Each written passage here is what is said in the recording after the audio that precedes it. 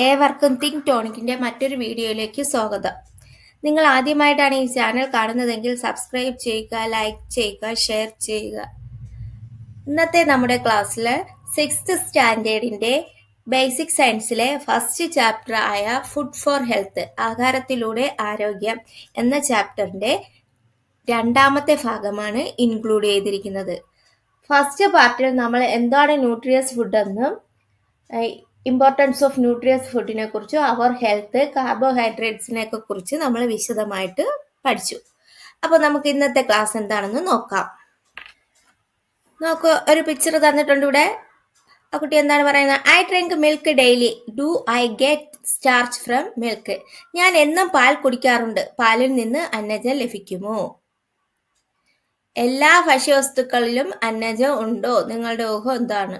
Do all food items contain starch? What do you think? How do we find out if starch is present in the food we get?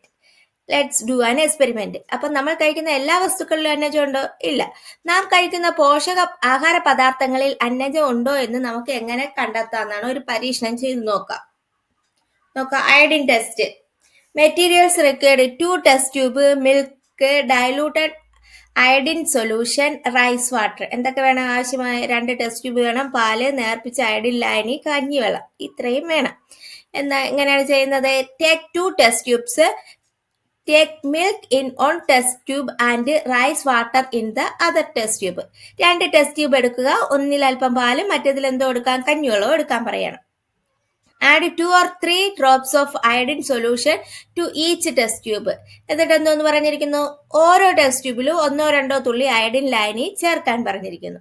Observe the colour changes in both test tubes when iodine solution added. എന്നിട്ട് observe ചെയ്യാനാണ് അതിലെ colour changes, ഏത് test ട്യൂബിലാണ് colour changes ഉണ്ടാകുന്നതെന്ന് നോക്കാനാണ് പറഞ്ഞിരിക്കുന്നത്.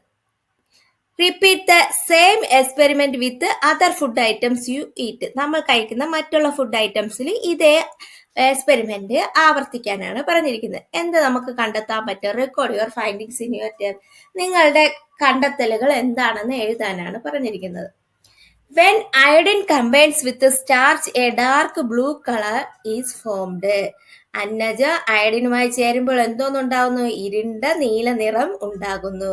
Dark blue colour ഉണ്ടാകുന്നു. അന്നജം ഉണ്ടെങ്കിൽ ആ അയഡിൻ ഒഴിക്കുമ്പോഴത്തേക്ക് എന്തോന്ന് കളറായി മാറും? അത് ഡാർക്ക് ബ്ലൂ കളറായിട്ട് മാറുന്നു. Depending on the quantity of starch the intensity of blue colour various. അതിലെ അന്നജത്തിന്റെ സാന്നിധ്യം അനുസരിച്ച് ആ കളറിൽ കൂടിയും കുറഞ്ഞും ഒക്കെ വ്യത്യാസം വരാം. ഓക്കെ, മനസ്സിലായ? അപ്പോൾ ഒരു വസ്തുവിൽ അന്നജം ഉണ്ടോ ഇല്ലെന്ന് അറിയാൻ വേണ്ടിയിട്ട് അയഡിൻ ലായനി ഒഴിക്കുമ്പോഴത്തേക്ക് അതെന്ത് കളറായി മാറുകയാണെങ്കിൽ, നീല നിറമായി മാറുകയാണെങ്കിൽ അതിൽ അന്നജം ഉണ്ട് എന്നാണ്. അയഡിൻ ഒഴിക്കുമ്പോഴത്തേക്ക് അതിൽ സ്റ്റാർച്ച് ഉണ്ടെങ്കിൽ എന്തോ ഒന്നായി മാറും? ബ്ലൂ കളറായിട്ട് മാറുകയാണ് ചെയ്യുന്നത്. അപ്പൊ നമുക്ക് മനസ്സിലാക്കാം അതിൽ starch അടങ്ങിയിട്ടുണ്ടെന്നുള്ളത്. Okay, find out the food items with the most starch content based on the intensity of blue color formed when iodine was added. Have you already listed the food items you usually eat? Analyze the example and whether more food items you consume contain starch. നിങ്ങൾ പരിശോധിച്ച ഭക്ഷ്യവസ്തുക്കളിൽ ഏതെല്ലാമാണ് അന്നജം കൂടുതലായി ഉള്ളതെന്ന് iodine ലായനി ചേർത്തപ്പോൾ ഉണ്ടായ നിറത്തിന്റെ കാഠിന്യം നിരീക്ഷിച്ച് കണ്ടെത്താനാണ്. എന്നിട്ട് നിങ്ങൾ കഴിക്കുന്ന ആഹാര പദാർത്ഥങ്ങളിൽ ഏതിലൊക്കെ അന്നജമുള്ള ആഹാര വസ്തുക്കൾ ഉണ്ടെന്ന് കൂടുതലായിട്ട് നമുക്ക് അതിൽ നിന്ന് മനസ്സിലാക്കാൻ കഴിയും. നോക്കാം. ഇപ്പൊ മിൽക്ക് ആണെങ്കിൽ അതിൽ അയഡിൻ ലായനി ചേർക്കുകയാണെങ്കിൽ എന്തോന്നു? നോ കളർ ചേഞ്ച് ഒന്നും ഉണ്ടാവില്ല. കാര്യം എന്താണ്? അതില് അന്നജം ഇല്ല, നോട്ട് സ്റ്റാർച്ച്. അതിൽ കൂടുതൽ പ്രോട്ടീനും ഫാറ്റും ഒക്കെയാണ് മിൽക്കിലുള്ളത്. അപ്പൊ എന്തോന്നാണ്? No colour change. കഞ്ഞിവെള്ളത്തിലാണെങ്കിലോ ടേൺസ് ബ്ലൂ ബ്ലാക്ക്. കഞ്ഞിവെള്ളം എങ്ങനെ, ഏത് കളറും? ഇരുണ്ട നീല നിറമായിട്ട് മാറും. കാര്യം എന്തോന്നാണ്? അതിൽ സ്റ്റാർച്ച് ഉണ്ട്. അപ്പൊ കഞ്ഞിവെള്ളത്തിൽ ആദ്യം നടത്തിയ പരീക്ഷണത്തിൽ മിൽക്കില് കളർ ചേഞ്ച് ഉണ്ടാകുന്നില്ല. കാര്യം എന്തോന്നാണ്? അതിൽ സ്റ്റാർച്ച്, അന്നജം ഇല്ല. കഞ്ഞിവെള്ളത്തിൽ കളർ ചേഞ്ച് ഉണ്ടാകുന്നു, ബ്ലൂ ബ്ലാക്ക്, ഇരുണ്ട നീല നിറം ആയിട്ട് മാറുന്നു. കാര്യം എന്താണ്? അതിൽ അന്നജം, സ്റ്റാർച്ച് ഉണ്ട്. ഓക്കെ, ആ ഫസ്റ്റ് എക്സ്പെരിമെന്റിൽ അപ്പോൾ കഞ്ഞിവെള്ളത്തിലാണ് സ്റ്റാർച്ച് ഉള്ളത്. ഓക്കെ, നമുക്കിനി അറിയാവുന്ന കുറച്ച് വസ്തുക്കളിൽ ഇത് കണക്ക് ഐഡിൽ ലൈനേഴ്സ് നോക്കാനാണ്. അതിലെ കളർ ചേഞ്ചസ് നോക്കിയിട്ട് അതിൽ സ്റ്റാർച്ച് ഉണ്ടോ ഇല്ലയെന്ന് കണ്ടുപിടിക്കാനാണ്. പൊട്ടറ്റോയിലാണെങ്കിൽ എന്തോന്നാണ് ബ്ലൂ കളറായിട്ട് മാറും. അതെന്തോണ്? അതിൽ സ്റ്റാർച്ച് ഉണ്ട്. കുക്കുംബറിലാണെങ്കിൽ നോ കളർ ചേഞ്ച് ഒന്നും ഉണ്ടാകുന്നില്ല, അതിൽ സ്റ്റാർച്ച് ഇല്ല. മൈദയിലാണെങ്കിൽ ബ്ലൂ ബ്ലാക്ക് കളർ ചേഞ്ചസ് ഉണ്ടാകുന്നു, കാര്യം അതിലെന്തോന്നാണ് റിച്ച് സ്റ്റാർച്ച് കൂടുതലുണ്ട്. എഗ് വൈറ്റിലാണെങ്കിൽ നോ കളർ ചേഞ്ച് ഒന്നും ഉണ്ടാകുന്നില്ല, അതിൽ സ്റ്റാർച്ച് ഇല്ല. ഓക്കെ, ഈ കാര്യമാണ് നമുക്ക് ഇവിടെ ചാർട്ടായിട്ട് തന്നിട്ടുള്ളത്. നിങ്ങളടുത്ത് എഴുതാൻ പറഞ്ഞിരിക്കുന്നത് potato blue black, cucumber no colour change, maida blue black, egg white no colour change. ഉരുളക്കിഴങ്ങിൽ നീല കറുപ്പ് നിറം ഉണ്ടാകുന്നു, ഇരുണ്ട നീല നിറമാണ് ഉണ്ടാകുന്നത്. വെള്ളരിയിൽ കളർ ചേഞ്ചസ് ഒന്നും ഉണ്ടാകുന്നില്ല. മൈദയിലും അതുപോലെ കളർ ഉണ്ടാക്കുന്നു, മുട്ടയുടെ വെള്ളയിലും മാറ്റം ഉണ്ടാകുന്നില്ല. അപ്പൊ സ്റ്റാർച്ച് ഏതിലൊക്കെയാണ് സ്റ്റാർച്ച് ഉള്ളത്? ഉരുളക്കിഴങ്ങിലും ഉണ്ട്, മൈദയിലും ഉണ്ട്. ഏതൊക്കെയാണ്? പൊട്ടറ്റോ ആൻഡ് മൈദ സ്റ്റാർച്ച് ഉള്ളത്. ഓക്കെ, ക്ലിയർ ആയ അത്രയും? അടുത്ത മില്ലറ്റ്സ്, ചെറുധാന്യങ്ങൾ. Millets are the crops which belongs to grass species. Millets contain higher quantities of proteins, vitamins and minerals than rice and wheat. അപ്പോൾ പുല്ലുവർഗത്തിൽപ്പെട്ട വിളകളാണ് ചെറുധാന്യങ്ങൾ അഥവാ മില്ലറ്റുകൾ എന്ന് പറയുന്നത്. അപ്പോൾ ഗോതമ്പ് എന്നിവയെ അപേക്ഷിച്ച് വളരെ ഉയർന്ന തോതിലുള്ള പ്രോട്ടീൻ, വിറ്റാമിൻ, ധാതു ലവണങ്ങൾ എന്നിവ ഇവയിലുണ്ട്. Millets which are rich in fibers play in the important role in digestion. പിന്നെന്തോന്നാണ്? നാരുകളാൽ സമ്പന്നമായ ചെറുധാന്യങ്ങൾ ദഹന പ്രക്രിയയിൽ പ്രധാന പങ്ക് വഹിക്കുന്നു. നാരുകൾ ധാരാളം അടങ്ങിയിട്ടുണ്ട് മില്ലറ്റ്സിൽ. In the past, millets were used as food for animals and birds. മുൻകാലങ്ങളിൽ പക്ഷികൾക്കും മൃഗങ്ങൾക്കും ഉള്ള ഭക്ഷണമായിട്ടാണ് ഇവ ഉപയോഗിച്ചു വന്നിരുന്നത്. Humans also started consuming millets after realizing their nutritional value. പിന്നെ ഇവയുടെ പോഷകമൂല്യം മനസ്സിലാക്കിയതോടുകൂടി മനുഷ്യരും ഇത് ഉപയോഗിക്കാൻ തുടങ്ങി. പ്രധാനപ്പെട്ട മില്ലറ്റ്സ് ഏതൊക്കെയാണ്? Finger millets, bajra, foxtail millet, maize, little millet. ഏതൊക്കെ? റാഗി, ബജ്റ, തിന, ചോളം, ചാമ തുടങ്ങിയവയാണ് ഈ വിഭാഗത്തിൽ പെടുന്നത്, മില്ലറ്റുകളിൽ പെടുന്നത്. അപ്പം മില്ലറ്റുകൾ എന്ന് പറഞ്ഞാൽ എന്തോന്നാണ്? ചെറുധാന്യങ്ങൾക്കാണ് മില്ലറ്റുകൾ എന്ന് പറയുന്നത്. ഇവയ്ക്ക് എന്തോന്നാണ്? പ്രോട്ടീനും വിറ്റാമിനും ധാതുലവണങ്ങളും കൂടുതലാണ്. ഉയർന്ന തോതിൽ പ്രോട്ടീൻ, വിറ്റാമിൻ, ധാതുലവണങ്ങൾ എന്നിവ ഉണ്ട്. ഏതൊക്കെയുണ്ട്? Proteins, higher quantities of proteins, vitamins and minerals. ഇത് ഏതിനേക്കാളും കൂടുതൽ? റൈസ്, വീട്ടിലുള്ളതിനേക്കാളും കൂടുതൽ ഈ മില്ലറ്റ്സിൽ ഇത് പ്രോട്ടീനുകളൊക്കെ അടങ്ങിയിരിക്കുന്നു. മില്ലറ്റിൽ പിന്നെ ഒരു നാരുകളാൽ സമ്പന്നമായതുകൊണ്ട് ഇവ ഇപ്പോൾ മനുഷ്യരും കൂടുതലായിട്ട് ഉപയോഗിക്കുന്നുണ്ട്. പ്രധാനപ്പെട്ട മില്ലറ്റ്സ് എന്ന് പറയുന്ന ഏതൊക്കെയാണ്? Millet, maize, little millet, ragi, bajra, തിന, ചോളം, ചാമ. ഓക്കെ, അടുത്ത പ്രോട്ടീനെ കുറിച്ചാണ് പഠിക്കാനുള്ളത്. ഒരു സംഭാഷണമാണ്. Doctor, my son always says that he feels very tired.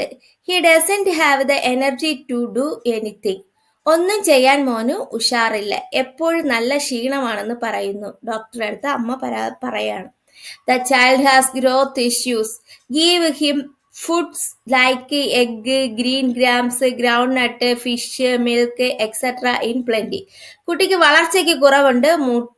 മുട്ട, ചെറുപയർ, നിലക്കടല, മത്സ്യം, പാൽ തുടങ്ങിയ ആഹാരങ്ങൾ ധാരാളമായി നൽകണമെന്ന് പറയാണ്.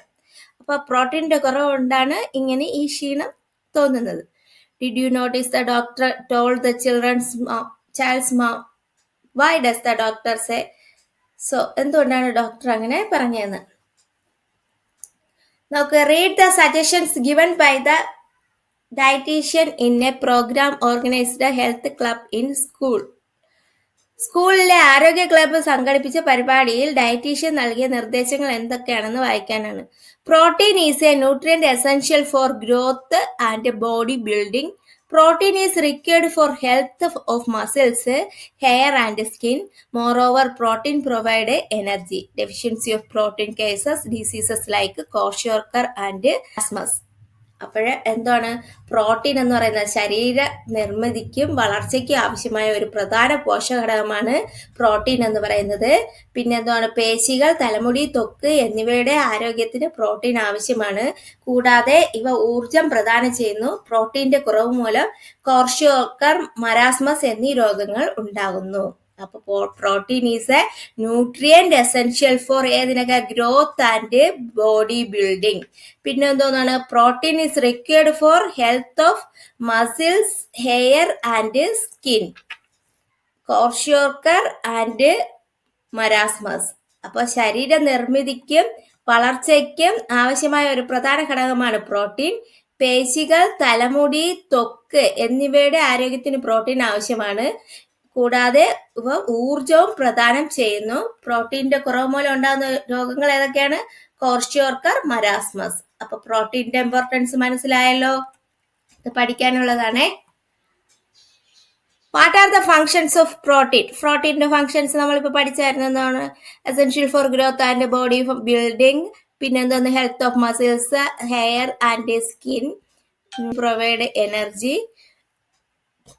ഇത്രയൊക്കെയാണ് അതിന്റെ പ്രധാന ഫങ്ഷൻസ് എന്ന് പറയുന്നത്. പ്രോട്ടീന്റെ കുറവ് മൂലം ഉണ്ടാകുന്ന രോഗങ്ങൾ എന്തൊക്കെയാണെന്ന് നമുക്ക്. Functions of protein: growth and repair. കുറച്ച് കൂടുതലായിട്ട് ഇതിൽ കൊടുത്തിട്ടുണ്ട്. ഇതിന്റെ ഹെഡിങ് മാത്രം പഠിച്ചാൽ മതി, മറ്റേ മനസ്സിലാക്കാൻ വേണ്ടിയിട്ട് കൊടുത്തിരിക്കുന്നു എന്നുള്ളതേ ഉള്ളൂ. Growth and repair, enzyme production, പിന്നെ എന്തോന്നാണ് hormone regulation, immune function, transport and storage, structural support, energy source. ഇതൊക്കെ ഫങ്ഷൻസ് ഓഫ് പ്രോട്ടീൻ. നമ്മുടെ ശരീരത്തിൽ പ്രോട്ടീൻ്റെ ഫങ്ഷൻസ് പ്രാധാന്യമൊക്കെ ഏതൊക്കെ നമുക്ക് ഏതൊക്കെ? വളർച്ച, പിന്നെ അതേ കണക്ക് എൻസൈമുകളുടെ നിർമ്മാണം, ഹോർമോണുകളുടെ നിയന്ത്രണം, പ്രതിരോധ ശേഷി, സംഭരണവും വഹിച്ചുകൊണ്ട് പോകലും, നമ്മുടെ ഘടന, സൗന്ദര്യം, അതുപോലെയുള്ള ഘടന, നമ്മുടെ ഘടനയിൽ ചേഞ്ചസ് വരുത്തുന്നതൊക്കെ പ്രോട്ടീനാണ്. ഊർജമാർഗം നൽകുന്നു. കുറയുമ്പോഴത്തേക്ക് പ്രോട്ടീനാണ് ഊർജം നമുക്ക് നൽകുന്നത്. ഓക്കെ, ഇതിന്റെ പോയിന്റ്സ് മാത്രം പഠിച്ചിരുന്നാൽ മതി. ഓക്കെ, ഇനി ഇതുമൂലം ഉണ്ടാകുന്ന രോഗങ്ങൾ. Diseases caused by protein deficiency: kwashiorkor, marasmus, standard growth and development, weekend immune system, muscle wasting, fatty liver. ഇതൊക്കെ കോപത്തിൽ ഉണ്ടാകുന്ന രോഗങ്ങളാണ്. Kwashiorkor, marasmus, growth and development, weekend immune system, muscle wasting, fatty liver. Okay, kwashiorkor, marasmus വളർച്ചാ നിയന്ത്രണം, പ്രതിരോധ ശേഷി കുറവ്, മാംസപേശി കുറയുക, കൊഴുപ്പുള്ള കരൾ. ഇതൊക്കെയാണ് ഇതിന്റെ അഭാവം മൂലം ഉണ്ടാകുന്ന രോഗങ്ങൾ എന്ന് പറയുന്നത്. അതിന്റെ ലക്ഷണങ്ങളാണ് കൊടുത്തിരിക്കുന്നത്. അതൊന്നും വേണ്ട, നമുക്ക് ഈ രോഗങ്ങളുടെ പേര് മാത്രം പഠിച്ചിരുന്നാൽ മതി. ജസ്റ്റ് ഒന്ന് മനസ്സിലാക്കാൻ വേണ്ടി കൊടുത്തിരിക്കുകയാണ്. അടുത്ത് നോക്ക്, കുറെ പിക്ചേഴ്സ് തന്നിട്ടുണ്ട്. അതെന്തൊക്കെയാണെന്നുള്ള എഴുതാനാണ്. പ്രോട്ടീൻ അടങ്ങിയ ഭക്ഷ്യവസ്തുക്കളുടെ ചിത്രങ്ങളാണ്. അവ ഏതൊക്കെയാണെന്ന് എഴുതാനാണ്. Green peas, paneer, nuts, chickpeas, കടല, മീറ്റ്, മാംസം, ഫിഷ്, മത്സ്യം, എഗ്ഗ്, മുട്ട, മിൽക്ക്, പാൽ. ഇതൊക്കെ എന്തോന്നാണ്? പ്രോട്ടീൻ ഏറ്റവും കൂടുതൽ അടങ്ങിയ ഭക്ഷ്യവസ്തുക്കളാണ്. ഓക്കെ, അടുത്ത് നമുക്ക് പഠിക്കാനുള്ളത് ഫാറ്റിനെ കുറിച്ചാണ്. Fat, like carbohydrate and protein, fat is also essential for us. If we consume equal amount of carbohydrate, protein and fat, we will get more energy from fat.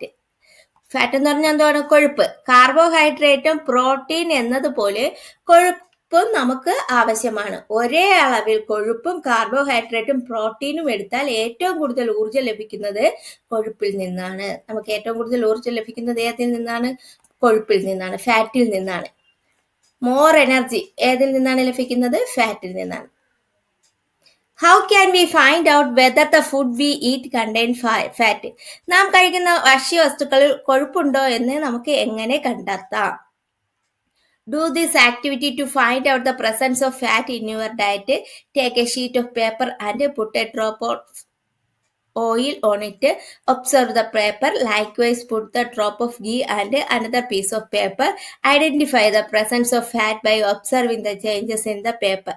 When ghee and oil were added, repeat the experiment by rubbing the food item given below on the paper. List them the discuss and finding in the class. നാം കഴിക്കുന്ന ഏതിലൊക്കെയാണ് കൊഴുപ്പുണ്ടെന്ന് നമുക്ക് എങ്ങനെ അറിയാം? നിങ്ങളുടെ ഭക്ഷണത്തിൽ കൊഴുപ്പ് ഉൾപ്പെടുന്നുണ്ടോ എന്നറിയാൻ ഒരു പ്രവർത്തനം ചെയ്തു നോക്കാനാണ്. ഒരു വെള്ള പേപ്പർ എടുത്ത് അതിൽ ഒരു തുള്ളി എണ്ണ ഒഴിക്കാനാണ്.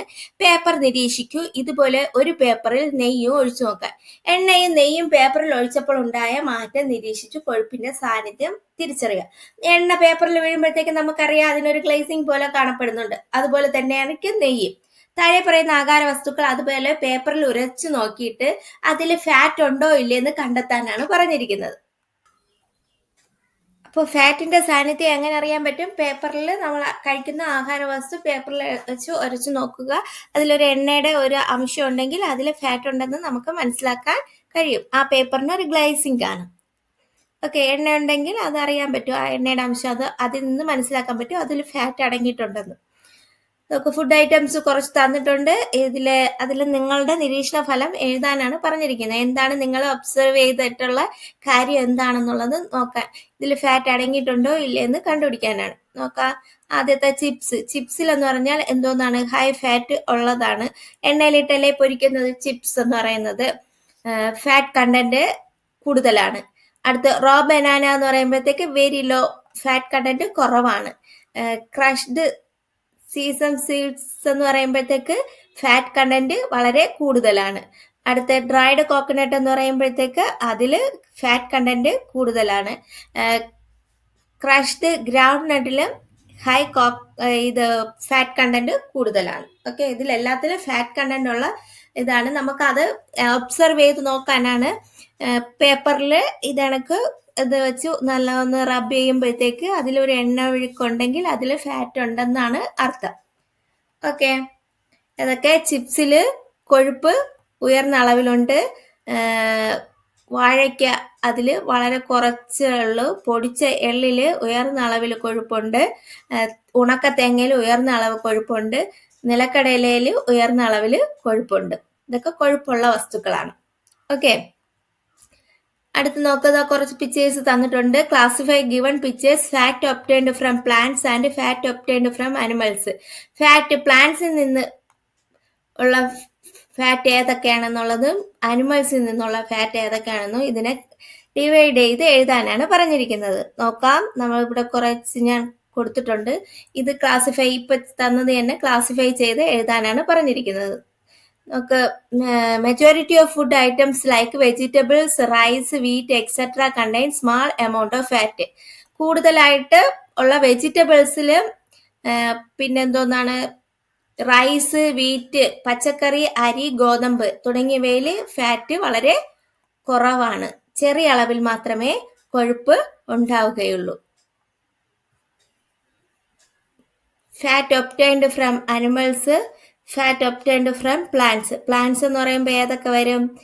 Olive oil, coconut oil, sunflower oil, canola oil, sesame, avocado oil, peanut oil, flaxseed, soyabeans oil, palm oil. ഇതൊക്കെ പ്ലാന്റ്സിൽ നിന്നെടുക്കുന്ന ഓയിലുകളാണ്. പ്ലാന്റ്സിൽ നിന്നുള്ള ഓയിൽസ് ഏതൊക്കെ? ഒലിവ് എണ്ണ, വെളിച്ചെണ്ണ, സൂര്യകാന്തി എണ്ണ, കനോള എണ്ണ, എള്ളെണ്ണ, അവക്കാഡോ എണ്ണ, നിലക്കടല എണ്ണ, ചിയ വിത്ത് എണ്ണ, സോയാബീൻ എണ്ണ, പാം എണ്ണ. ഇതൊക്കെ പ്ലാന്റ്സിന്റെ ആണ്. ഏതിന്റെയാണ്? പ്ലാന്റ്സിന്റെ.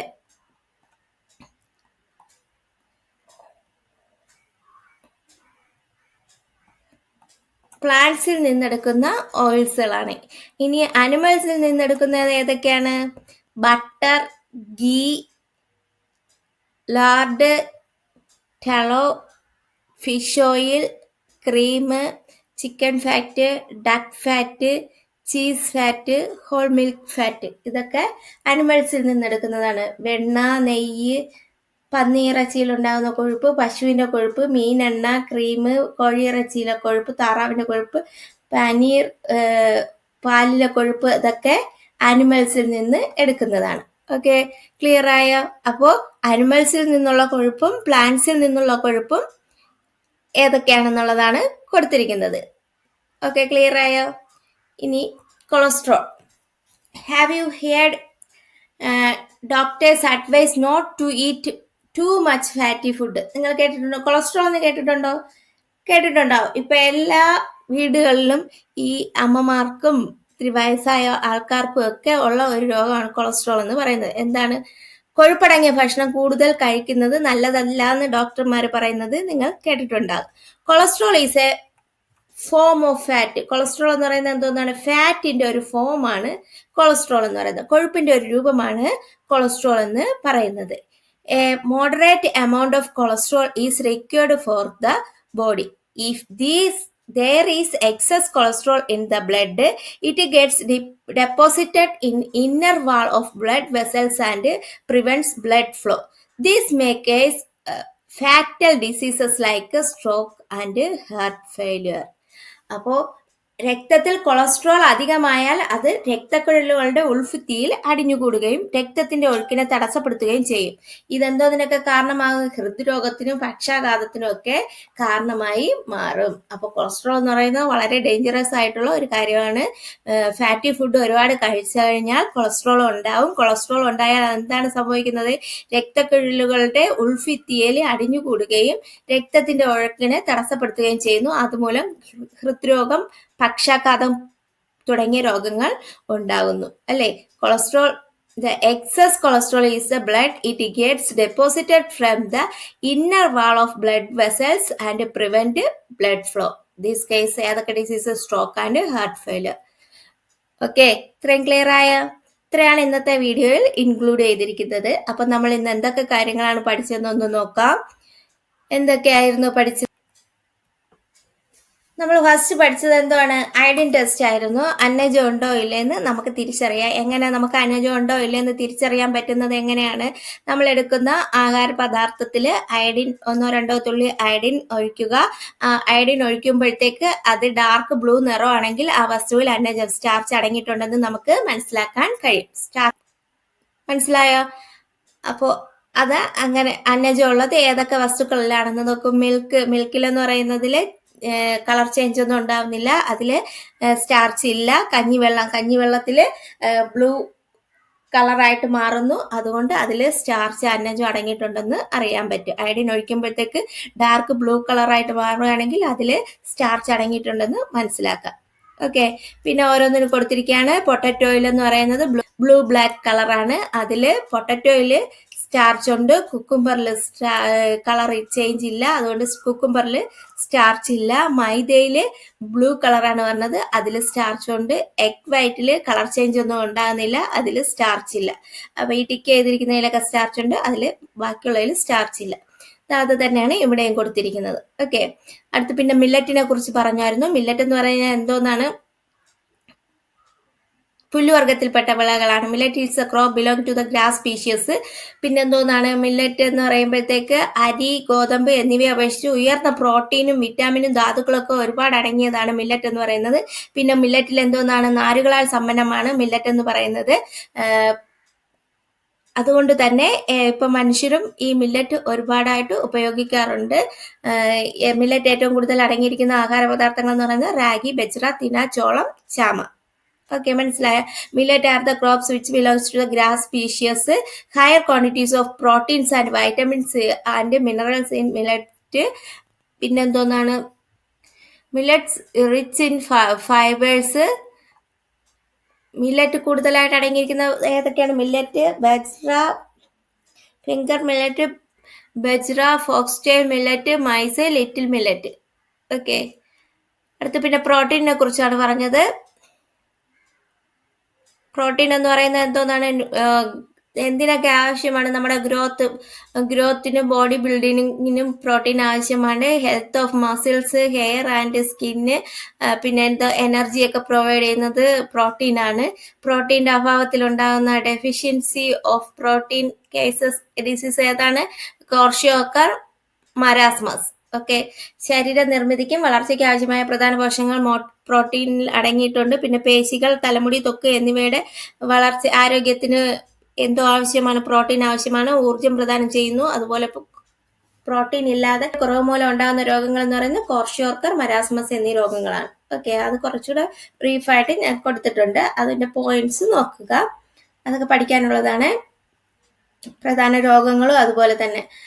അത് കഴിഞ്ഞിട്ട് അടുത്ത് നമ്മൾ പ്രോട്ടീൻ അടങ്ങിയിരിക്കുന്ന കുറെ ഭക്ഷ്യവസ്തുക്കൾ കൊടുത്തിട്ടുണ്ട്. അത് കഴിഞ്ഞ് ഫാറ്റാണ്. ഫാറ്റ് എന്ന് പറയുമ്പോൾ കൊഴുപ്പ്.